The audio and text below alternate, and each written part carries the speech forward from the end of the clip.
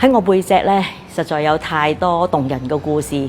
如果有機會，好想將佢哋嘅故事咧，逐個故事同大家講。咁呢個咧就係我哋 AI 畫出未來，我哋啲同學仔嘅作品就喺我背後。我一陣間先同大家咧去逐一介紹。不過喺呢個時候咧，我想去講其中一個故事俾大家知道。我記得有一日咧，我入到課室裏面，我見到有個同學，佢問我哋去做乜嘢㗎？咁我同佢講，我哋希望咧可以將你嘅夢想視覺化。佢話夢想，我冇夢想㗎，我咩都做唔到，我有咩可以做啊？我同佢講，你不如認識下自己先啦。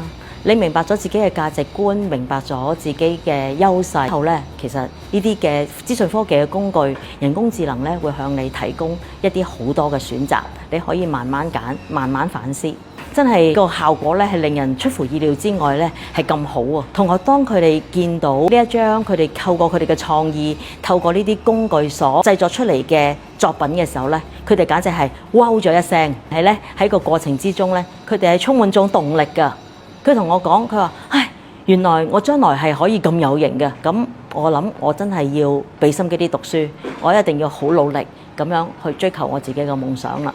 所以我每一次見到呢啲嘅作品，我都實在係非常之感恩啊！過去嘅日子裏面，我哋曾經做過有10幾間學校嘅學生代表，佢哋咧都利用咗我哋呢一個嘅工具，同埋咧透過我哋呢個活動去尋索佢哋自己嘅真正嘅自我啦，同埋夢想。呢度咧其實真係有好多好靚嘅作品啊！包括有同學佢係一個中學生，經過整個活動同埋反思之後，佢想做一個時裝設計師。我好記得佢當時見到自己真係能夠做到一個時裝設計師嗰個樣嘅時候，佢wow咗出嚟啊！我又想講一講呢一個嘅小朋友咧，其實佢係一個小學生嚟嘅啫。佢知道自己好中意同人傾偈，佢知道自己咧係好中意幫人，但係佢係未諗到自己可以做啲乜嘢嘅。咁經過呢個活動咧，佢認識自己多咗之餘咧，亦都立志咧希望可以成為一位社工。佢見到佢自己將來呢一個樣，佢自己都笑咗出嚟，係非常之開心。